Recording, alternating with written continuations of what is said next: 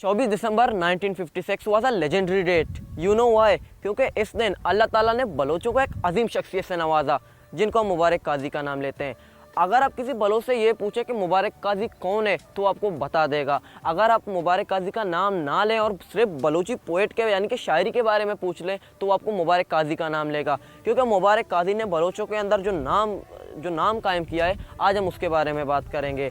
Then आए guys, मेरा नाम अतार है and welcome to my YouTube channel. आज की इस वीडियो के अंदर हम बात करेंगे मुबारक काजी के बारे में। Then let start. चम्मानी चमा लुंटे जलशका नगुशा यक चारगो बिचकंदगी इश्का नगुशा मारा में दानाओ अबर जान तो सरूक मेरे रा वाह के किश्का नगुशा।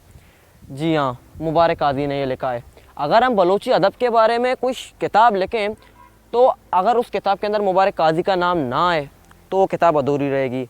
मुबारक काजी कराची के अंदर पैदा हुए। उनके वालिद का नाम कौदा अमानुल्लाह था, जो कि पस्सिनी के पहले चेयरमैन थे।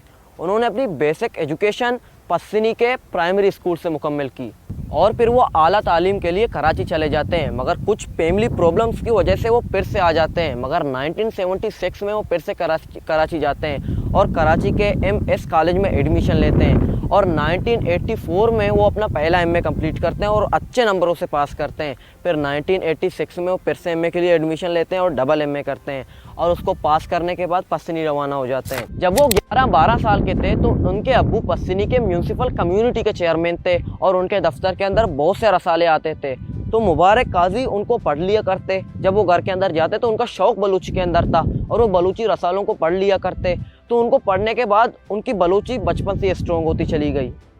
जब भी आप कोई भी काम करते हैं तो उसके अंदर आप किसी ना किसी से इंस्पायर तो ज़रूरी होते होंगे, तो मुबारक काजी भी दो लोगों से इंस्पायर थे। पहला सैयद ज़ऊर हाशमी और दूसरा मिर्ज़ा गालिब। वो बताते हैं कि वो बचपन में इन दोनों की बहुत सी किताबें पढ़ा करते थे और सैयद ज़ऊर हाशमी के पूरा किताब उनको याद हुआ करता था एक वक्त पर। और मुबारक काजी की शादी 1976 को होती है और उनके दो बच्चे होते हैं, एक लड़का और एक लड़की।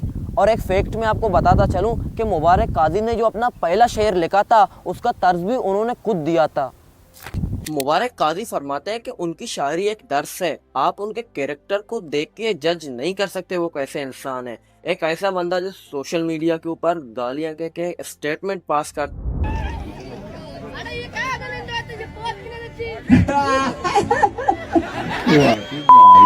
अगर आप उनकी शायरी को पढ़ें तो वो खुद अपने गोलगीदार यानी कि इंटरव्यू के अंदर फरमाते हैं कि मेरी शायरी एक दर्स है। मर्ची के वानिंदा में बांधा थी उम्मीदें जिंदा वती तावांदा बांधा गु शराबा। मुबारक काजी ऐसी शायरी करते थे जिसे लोग पढ़कर ये समझते थे कि वो उस सिचुएशन में मतलब चल रहे हैं, तो उनकी शायरी को पढ़ के लोग उनकी शायरी से रिलेट कर पाते थे। मनी मन सैयद हाशमी रंगा शायरी न करना, माता सैयद रंगा नविस्ता न करना, मुनीर रंगा नविस्ता न करना, मनी जनते मुताबिक बाज़े मर्दम मनी मुताबिक शायरी का, लेकिन ओदा के हस्ते खास कर मनी मर्दम सा कमी गप्पा दोस्त दारा के तखल्लुस के हस्ते और मतलब मख्ता के हस्ते तुम्हारा आलदा के मुबारक काजी है। जो बातें लोगों के दिलों में होती थी मुबारक काजी उनको वर्डों में बयान करते थे, यानी कि अपनी शायरी के अंदर बयान करते थे। और मैं आपको बताता चलूं कि वो सिर्फ बलूची के अंदर शायरी नहीं लिखते थे, उनकी कुछ उर्दू शायरी भी अवेलेबल है, तो मैं आपको दो सुना देता हूँ, बाकी आप मुबारक काजी साहब की आवाज़ के अंदर सुन सकते हैं। ये क्या हुआ कि जिंदगी ये क्या भी साथ ले गई, ये क्या हुआ कि जिंदगी ये क्या भी साथ ले गई, अब के हवा चली मगर हवा भी साथ ले गई, मैं धूप से गुरेज पा विसायबा न शजर है, वो खुद तो ख्वाब बन चुकी रिदा भी साथ ले गई। वाह। और एक और बात मैं आपको बताता चलूं कि मुबारक काजी जेल के अंदर भी रहे। पहली बार वो 1881 में आ गए थे और 1881 से लेकर 1882 तक 13 महीने वो जेल के अंदर थे और अक्टूबर 2006 से लेकर मार्च 2007 तक वो जेल में थे। दो लफ्ज़ काजिया अंचुपा देम रत नकुतग ए पीर मर्दन नमीरा ने दास्तान गुने। मुबारक काजी की ज़िंदगी के बारे में एक और वाक़या बताता चलूँ कि एक बार वो किसी प्रोग्राम में गए थे और वहाँ पर उनका एक वाक़या मशहूर था कि वो प्रोग्रामों को बाइकआउट करके निकल लेते थे। तो वो क्या कहते हैं, पेशाब के लिए प्रोग्राम से निकले तो उनके पीछे 50-60 औरतें भी निकलने लगी। उन्होंने ये समझा कि मुबारक काजी ने प्रोग्राम को बाइकआउट कर दिया है, तो मुबारक काजी बोलते हैं कि आप चले जाएं, मैंने बाइकआउट नहीं किया, मुझे पेशाब करना है क्योंकि मुझे एक बियर की बोतल पीनी है। तो आपको इस बात से ये अंदाजा तो लग ही गया होगा कि मुबारक काजी दो कैरेक्टर प्ले करते थे। उनकी शायरी एक डिफरेंट कैरेक्टर था और जो लोगों के सामने था वो एक डिफरेंट कैरेक्टर था।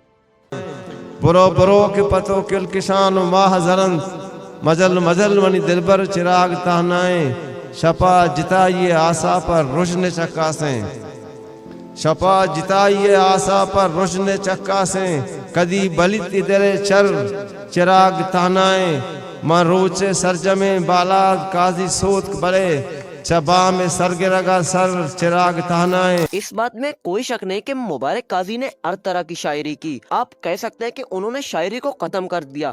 मोहब्बत हो या वतन, मजहब हो या सोशल टॉपिक, उन्होंने किसी टॉपिक को नहीं छोड़ा। मुबारक काजी की सबसे बड़ी खासियतों में से एक खासियत ये भी थी कि वो जो थे सामने थे, जिसको जो भी कहना होता मुंह के ऊपर कह देते, वो फेक नहीं थे।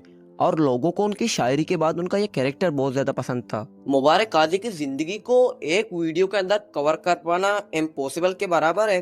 तो अगर आपको ये वीडियो पसंद आया तो मैं उम्मीद करता हूँ कि आप सब्सक्राइब और लाइक करेंगे।